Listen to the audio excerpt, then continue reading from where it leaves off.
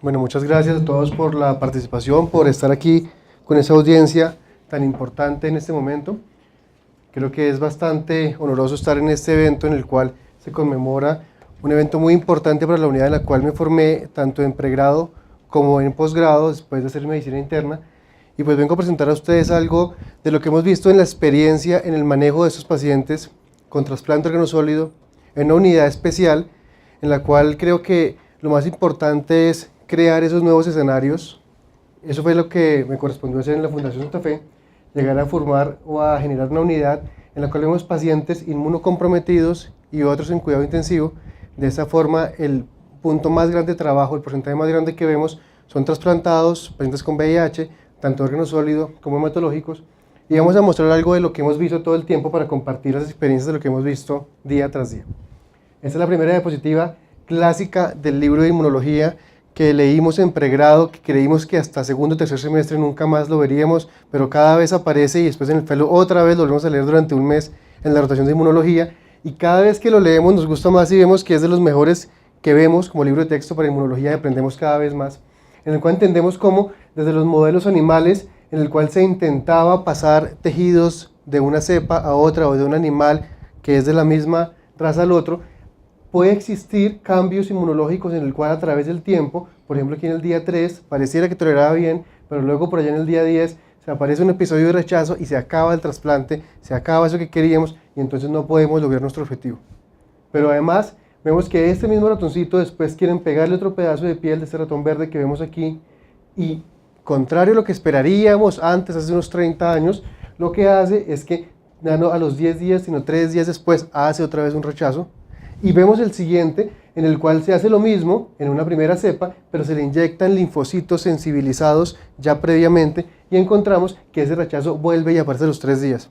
Esto fue algo que muestra lo que todos los días vemos, y es que trasplantar solamente es una parte. Cambiar un órgano de un paciente a otro solamente es la primera parte. Pero después vienen todas las complicaciones y lo más temido que encontramos es el rechazo, en el cual es inherente al trasplante. Cuando llega el paciente a la unidad siempre le decimos, tenga claro que esto es prácticamente cambiar una enfermedad por otra.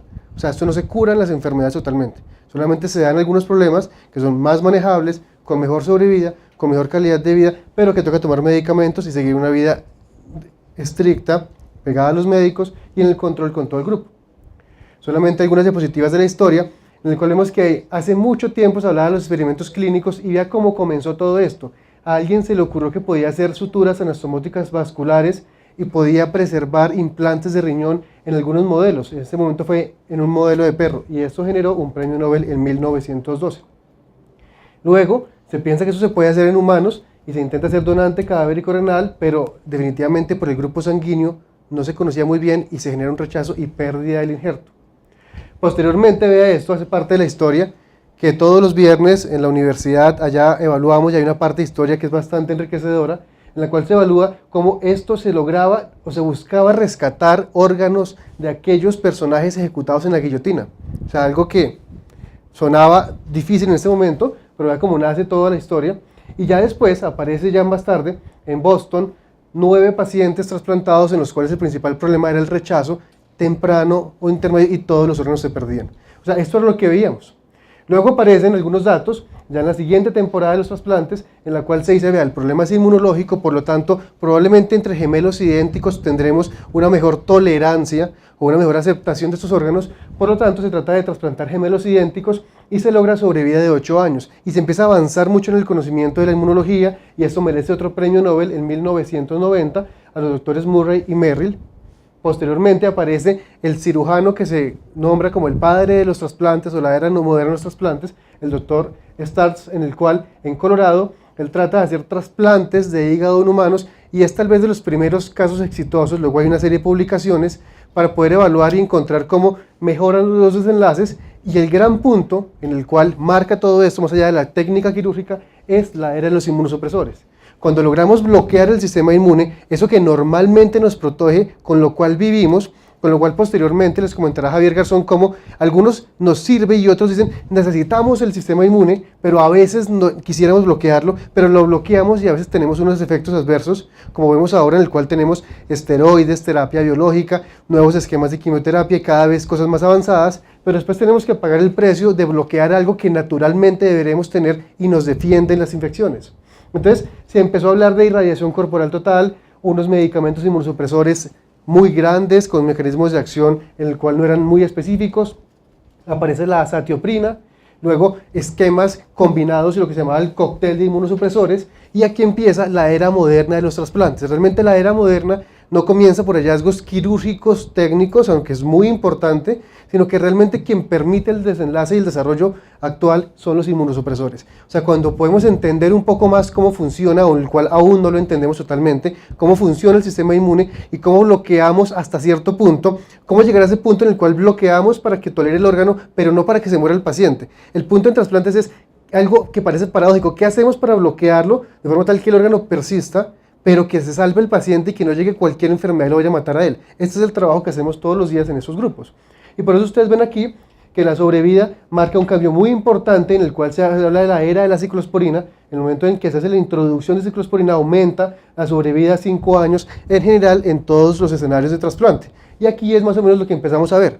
Ahora voy a mostrar unos datos globales actuales que tenemos de algunos grupos que acumulan información en el mundo, y esos son datos de 2016. Tengo que decirlo porque realmente es un poco triste, pero cuando uno busca estos datos en Colombia, de las redes locales, no los encuentra. Los datos más recientes en los institutos locales en Colombia son 2014 y algunos 2013.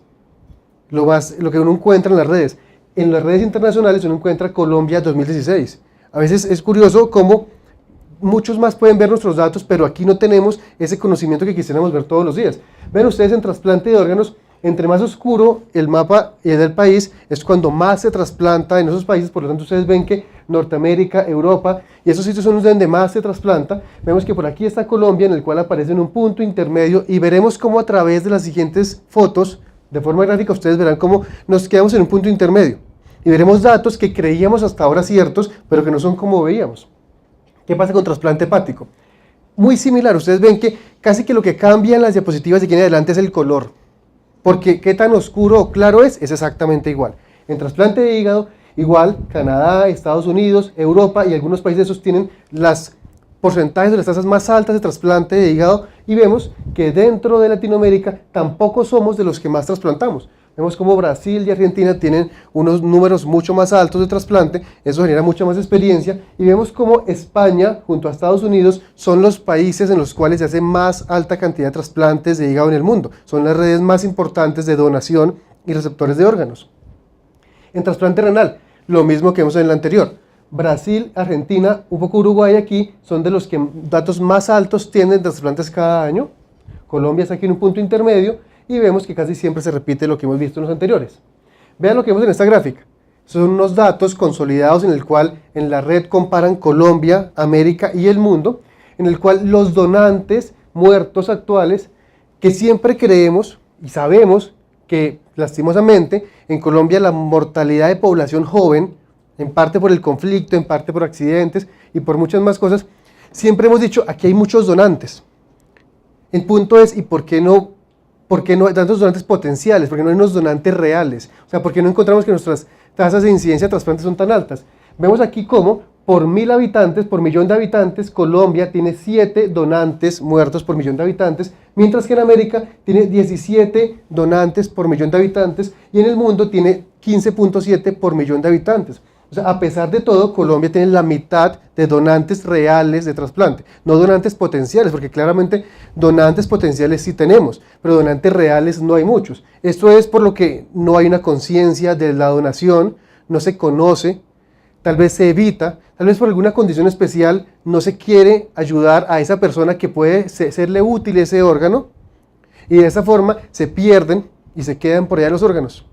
Uno podría hacer aquí una pregunta en todo el auditorio que tenemos, que hay más o menos unas 100 personas. ¿Cuántos de aquí realmente tenemos firmado o sabemos, o nuestra familia sabe, si seremos donantes o no? O sencillamente ese momento en el cual ninguno va a saber cuándo llega, ¿qué va a pasar? ¿Se pierden los órganos cuando pueden ser utilizados para alguien que realmente le puede servir? Vemos cómo la cantidad de donantes en Colombia es muy baja, es la mitad inclusive que América.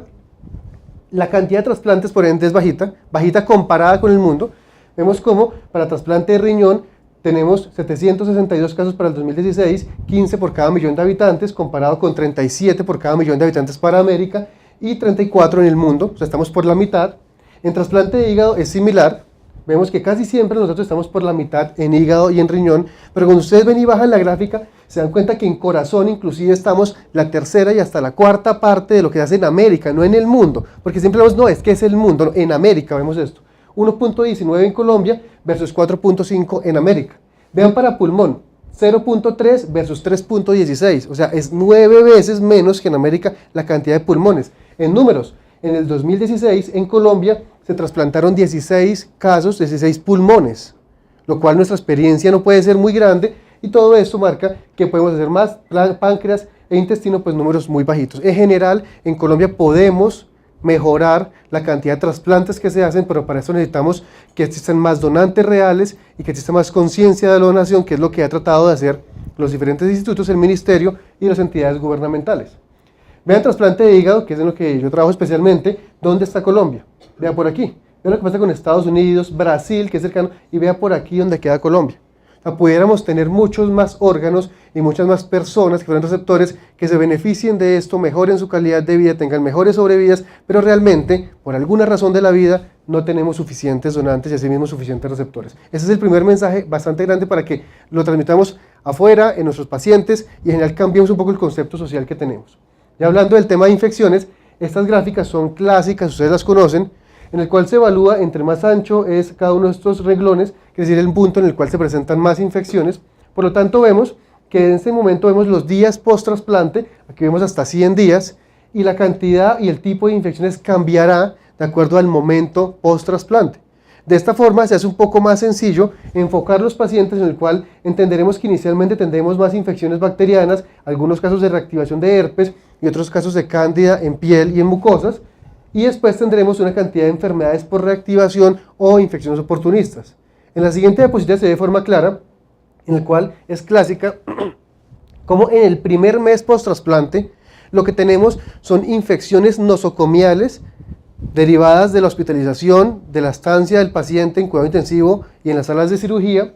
Vemos también que puede haber reactivación de enfermedades previas que trae el paciente o también algunos casos de infección transmitida por el donante.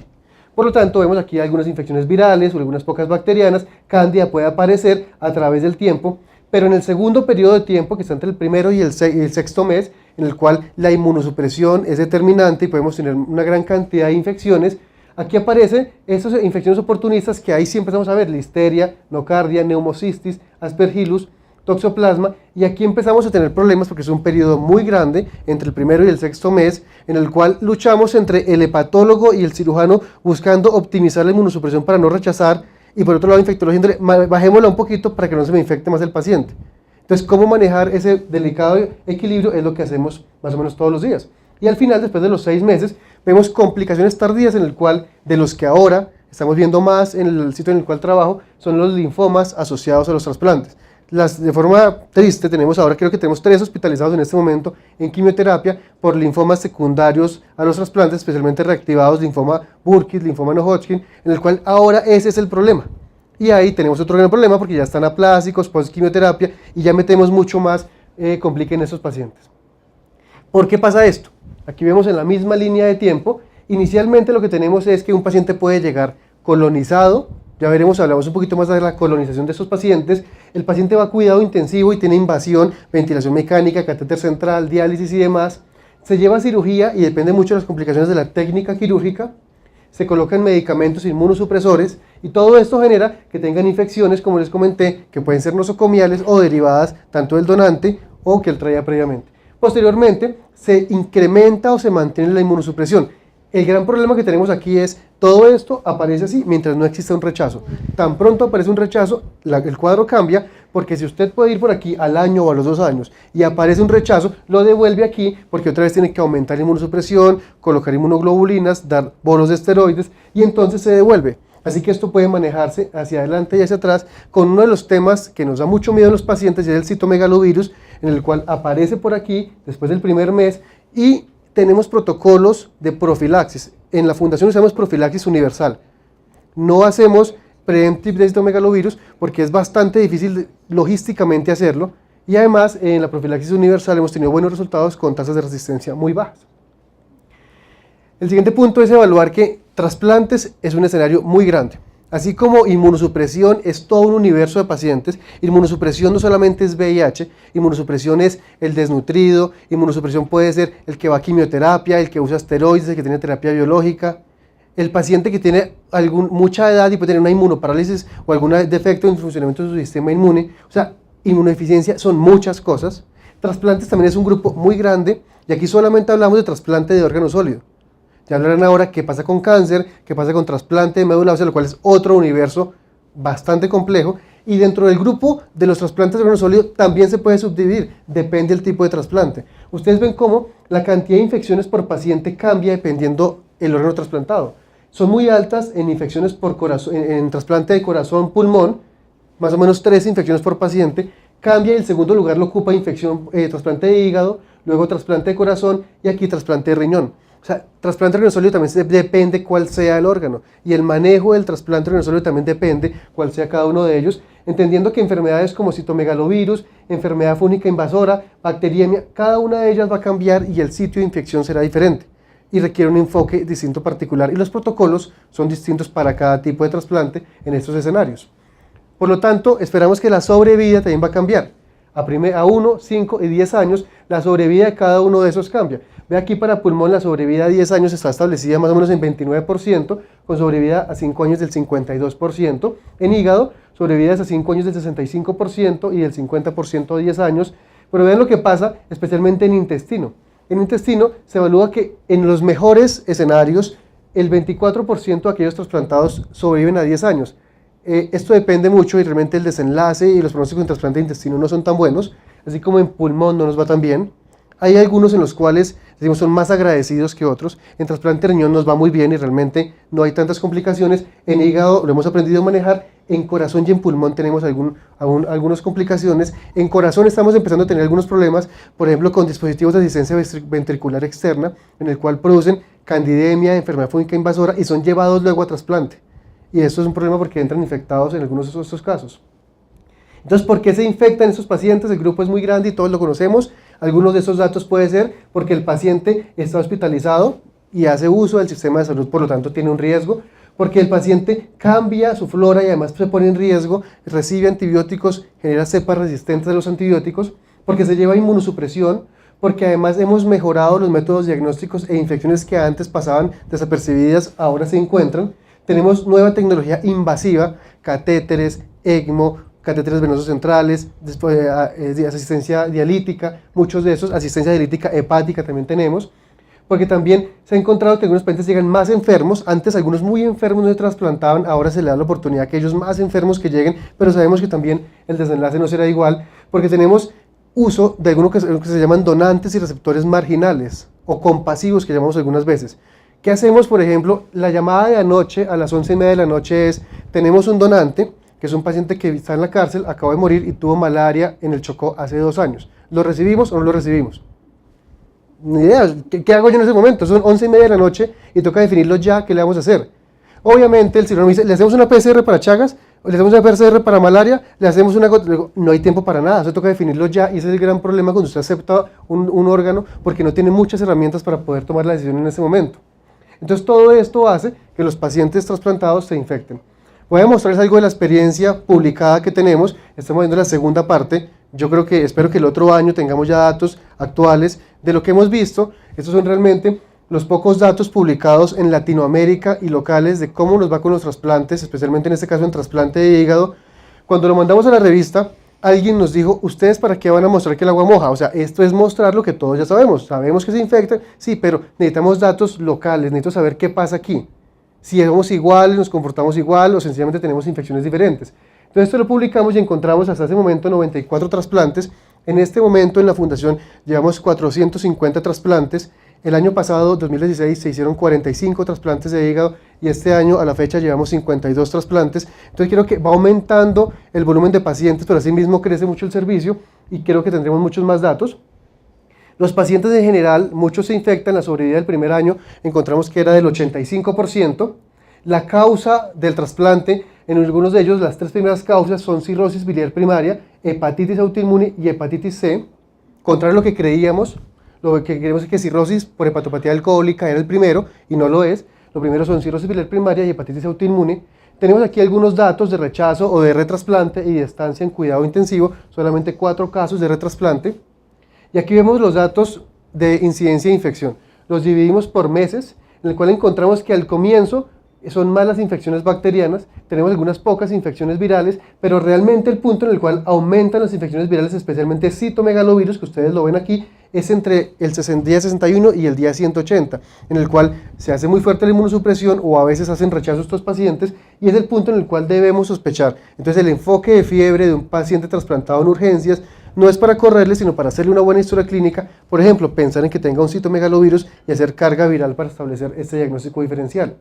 En hongos realmente no tenemos muchos casos, el 8% de los pacientes al primer año tenían una infección, de los cuales 5 casos, más o menos es el 6% de los pacientes, tenían candidiasis, algunos candidiasis invasiva, la mayoría de estos casos, y por infecciones bacterianas vemos que E. coli y Pseudomonas son los 2 primeros patógenos, con el gran problema que veremos al final de la multidrogoresistencia, que es lo que estamos viendo ahora. Es el paciente trasplantado, inmunosuprimido, con invasión, pero además con gérmenes multidrogoresistentes. ¿De dónde se infectan los pacientes? Lo que siempre nos enseñaron: si el paciente es trasplantado de pulmón, pues búsquele el pulmón; si está trasplantado de hígado, vaya a búsquele el hígado, o sea, búsquele donde le hicieron algo. Entonces las primeras causas o sitios de infección son bacteriemia, estos obviamente son datos publicados en el 2011, así que la clasificación y los datos cambiaban, el tracto urinario, infección del tracto biliar, y vemos cómo el 25% de los pacientes tenían bacteriemia, el 15% infección del tracto urinario y el 14% colangitis. Eran las primeras causas o los primeros sitios de infección de cada uno de ellos. Y al final, cuando hicimos un análisis multivariado, son muy pocos los casos, así que nos faltan datos para sacar datos más fuertes, más sólidos.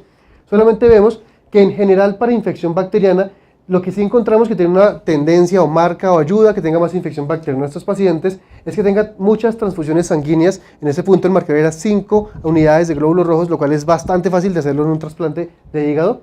Que tuviera un retrasplante, tenga tendencia a que tenga más infección bacteriana, que estos pacientes tuvieran nutrición parenteral, y aquí vemos el cual se cambió un poco los protocolos, en el cual se incentivaba más la nutrición enteral y las sondas avanzadas tempranas en estos pacientes, sacar catéteres, sacar sondas, eliminar las cosas invasivas y optimizar el manejo, y de esta forma hemos aprendido a manejar todos estos casos.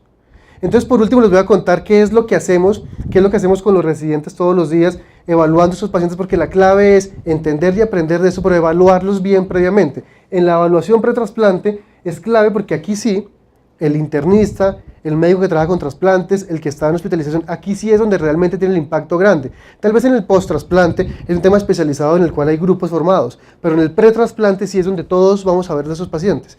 Entonces, ¿cuál es la idea de hacer una evaluación pretrasplante? Que usted haga una muy buena historia clínica, que pregunte al paciente qué infecciones ha tenido, a qué sitio va, a qué hacen esos sitios, usted a qué se dedica, cuál es su oficio, cuál es su exposición, cuáles son sus comportamientos de riesgo, qué hace el paciente. Es muy importante, como todo en medicina, hacer una buena historia clínica, hacer todos los estudios de tamizaje para VIH, hepatitis B, hepatitis C, citomegalovirus, evaluar la inmunidad o si no reforzar la inmunidad con esos pacientes, y en este momento además llevar a enseñar al paciente qué es lo que él va a hacer.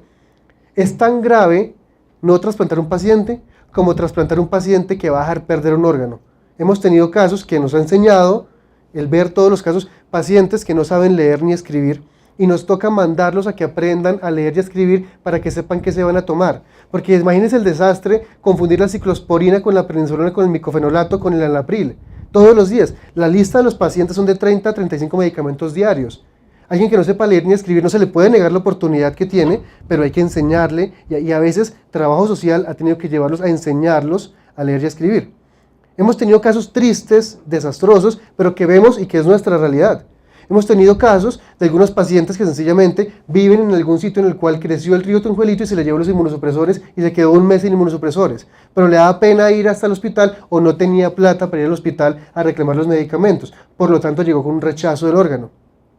Tuvimos casos de mujeres en los cuales los hijos de muy mala voluntad le robaban los inmunosupresores y los vendían para consumir droga, los vimos. Y sencillamente decía, ¿yo qué hago si es que se me roba el tacrolimus? ¿Qué hace usted en ese caso? O sea, es un problema social muy importante y ahí viene el punto en el cual ya va más allá de lo médico, pero es aún más importante. Alguien tuvo una osteomielitis porque sencillamente cuando creció el río que le dañó los pies y entonces estaba inmunosuprimida y tenía lesiones de infección de piel y tejidos blandos. O sea, esto es el otro contexto social que vemos del trasplante en nuestro medio. Enseñarle al paciente, saber qué es lo que pasa, saber cuál es su red de apoyo, saber con quién vamos a contar, a quién vamos a llamar, que tenga con qué venir al hospital.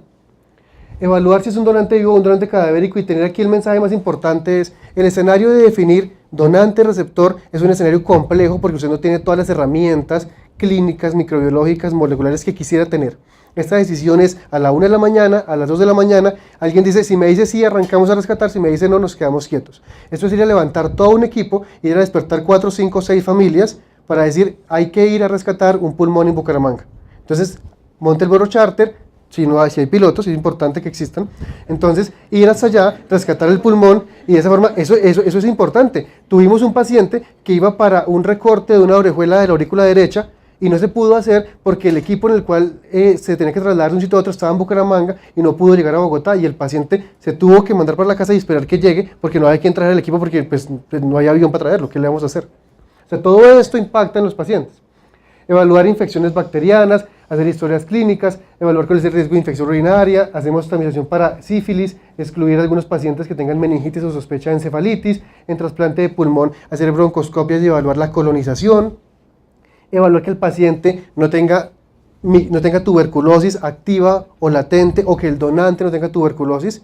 Inclusive hemos tenido casos que alguna vez hablamos con Javier, lo llamamos como un domingo, como un 30 de diciembre, porque uno de los 2 riñones del mismo donante que tenía tuberculosis se identificó después, lo encontramos y entonces los pacientes que uno lo estaba viendo él y otro lo estaba viendo yo, encontramos que tenía riesgo de reactivación y cómo manejamos el caso cuando ya se le puso el riñón y además está con inmunosupresores. Pues ahí llega el infectólogo a ver qué le podemos hacer a esos casos. Entonces todo esto lo hacemos, obviamente la profilaxis para TB latente la hacemos en hígado post-trasplante, porque antes no hay hígado para poder tratarlo, y en los demás la hacemos pre-trasplante.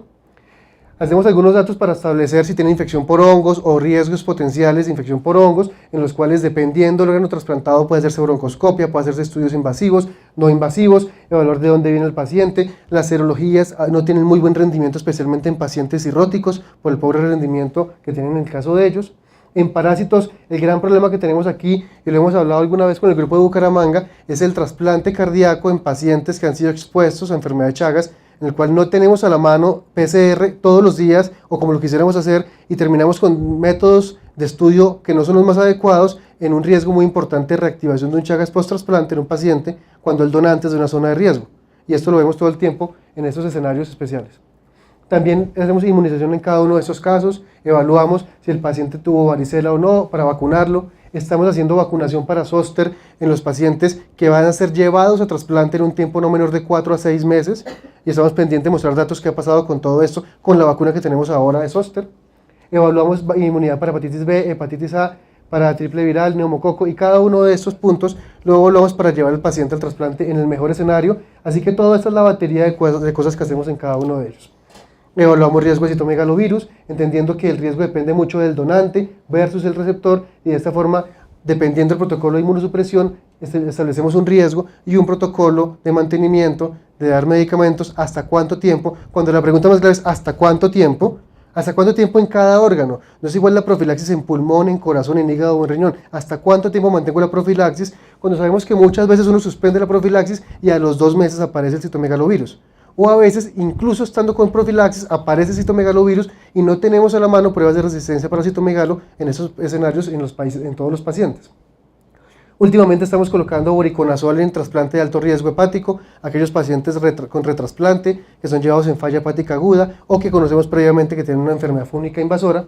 También evaluamos tuberculosis, hacemos profilaxis con isoniazida durante 9 meses antes o después del trasplante, dependiendo cuál es el trasplante que vamos a hacer, cuál es el órgano. Y por último, ¿qué es lo que hacemos? Yo les cuento que hace 2 años la mortalidad más grande y era cercana al 100% de aquellos pacientes colonizados con enterobacterias y resistencia a carbapenémicos que eran llevados a trasplante, la mortalidad era 90-100%. ¿Qué estamos haciendo ahora? Estamos haciendo una evaluación y estamos haciendo un tamizaje con hisopado rectal, con un complique muy grande porque nos los quieren glosar todos, en esos pacientes que van a llegar al trasplante. Cuando los evaluamos, el día que llegan al trasplante, estamos haciendo un cultivo tomado de la vía biliar antes del implante de la vía biliar del receptor y después cuando llega a cuidado intensivo. Y con eso hemos logrado impactar y mejorar algunos desenlaces en esos pacientes, con algunos protocolos que están controvertidos y que no sabemos muy bien si hacer decolonización o no. Son de los temas que están ahí grises, que sirve o no sirve y qué le pongo para decolonizarlos. Este es de los temas graves y difíciles que tenemos ahora, cómo abordar ese escenario clínico que es el pan de cada día en esos casos. Por lo tanto, quería mostrarles lo que hacemos todos los días, más allá de enseñar infectología de trasplantes, decirles que existe un área importante dentro de todas las áreas valiosas de la infectología, que son los pacientes inmunocomprometidos no VIH, dentro de los cuales el trasplante organosólido es un escenario en el cual todo está por aprender, todos los días aprendemos, todos los días nos toca ir a ver qué hacemos con los casos particulares. No lo sabemos todo, solamente cada día hemos aprendido un poquito más de estos escenarios. Como lo dijo la doctora Sandra, creo que en este momento es importante establecer cómo la universidad, en su posgrado, nos ha dado las herramientas para hacer lo que hoy en día logramos en esos escenarios. Tuve la fortuna de pertenecer a la Universidad Nacional, tanto en pregrado como en el posgrado, y también de pertenecer a la fundación en el cual llegué. Creo que el terreno entre más agreste, mejor se hace el competidor y mejor se hace el atleta. A veces esos escenarios complicados nos hacen mejores y más sólidos. Por lo tanto, yo también agradezco esa dificultad que tuve inicialmente, porque me hizo no estar en zona de confort, sino estar un poco más allá y permitir que todo esto pueda pasar. Creo que sin nada de este grupo grande, sin la Sociedad Colombiana de Infectología, la Universidad Nacional, mis profesores y de la Fundación, no podríamos tener lo que tenemos hoy. Y por último, para mí también es muy importante y muy valioso ver que ahora mis profesores con los que estuve y me enseñaron, trabajo con ellos de la mano y comentamos pacientes. Creo que es de los datos y de los honores más grandes que uno puede tener. Entonces, muchas gracias a todos ustedes por su atención.